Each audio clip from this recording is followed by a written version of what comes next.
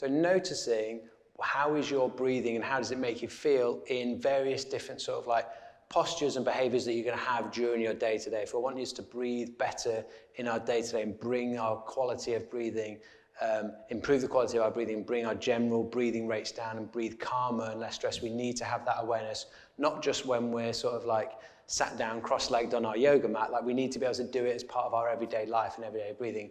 And your awareness and just checking in with yourself when you're doing lots of different daily activities is going to be part of that like re-education of yourself to be able to know the triggers. When I'm at my computer, that's one trigger for me, or when I get a stressful email, that's a trigger for me, or when, you know, I'm also when I'm in the car or anything that might be, start to understand where are your triggers for that breathing to be a little bit faster and a little bit more stressed-like, that might have been happening all the time for the last few years or however long, but you weren't aware of it. And when you get that awareness, when you've got awareness, then you've got the ability to take some control back rather than your breathing dictating it to you.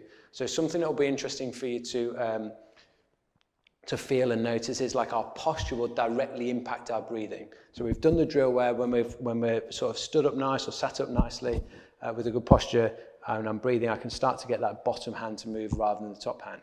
Okay, and that's what we want our breathing to be like.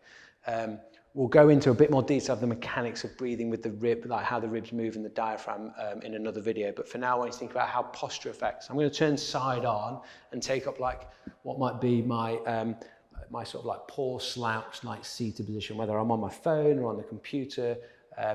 If I'm sat watching telly, I can get into these poor positions where the back, particularly through the thoracic, is rounded, is flexed, the shoulders rounded forward. And ultimately in this position, my head is really looking down at the floor. But if I think about like the life happens in front of me, my TV or my computer, whatever it is in front of me, in order for me to do that, I have to adjust through the neck, but I'm crunching now or shortening off the space at the back of the neck, which will affect my airway. In this position, if I put one hand on my chest and one hand below my sternum where I was before and I breathe in now, like I have to breathe in by lifting or trying to breathe into that upper hand because I'm literally weighing my body weight down on my ribs and I'm not able to move the ribs, so I can't get the lower portion moving. So I take a couple of breaths in there, like try it for yourself and notice, how does that feel to breathe like that? So just by putting myself in, I'm overdoing it, but by putting myself in a poor posture, I'm showing myself and learning that affects my breathing. How do I sort that out? I take the top of my head and I try and take it towards the ceiling. It's really simple. If I take my head towards the top of the ceiling when I'm sat down or stood up, that is creating a nice long posture, long space through the back of the neck, keeping the neck and the airway more clearer. If I take the tongue and place it to the roof of the mouth behind the front teeth, but not touching the front teeth, and have it relaxed but flat to the roof of the palate, the roof of the mouth, then that will help the airway be clearer as well. So head nice and tall, tongue to the roof of the mouth. Now, when I take a breath in, I've created, look at all this nice space to breathe from low down, and I'm sat there with good posture, and I breathe in, and it's almost so easy, I feel like I'm cheating, it's almost like so easy to breathe in from this lower portion.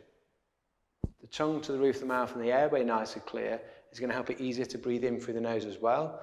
Remembering we're trying to stay away from the mouth breathing, which is more of that stress type of breathing, and we're trying to breathe with the nose and the diaphragm, which is more of that parasympathetic relaxation state of calm breathing. So understanding and just feeling, okay, these postures are affecting my breathing. I didn't realize that. That's a tool that I know that I can use now for my awareness.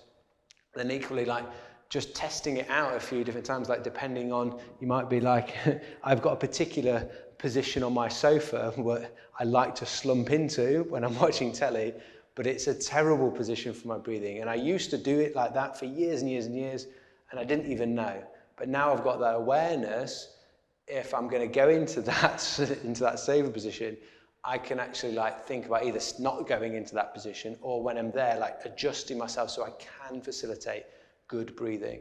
And this is the case where you're going to be able to like utilize this in any type of scenario, but you need to be aware of your posture and how it affects your breathing. And then whenever we can, we think about nice, long and tall, tongue to the roof of the mouth, create space and freedom around the rib cage to allow the ribs to widen and the diaphragm to move, so that breathing is going to come from lower down rather than that shallow upper chest stress breathing.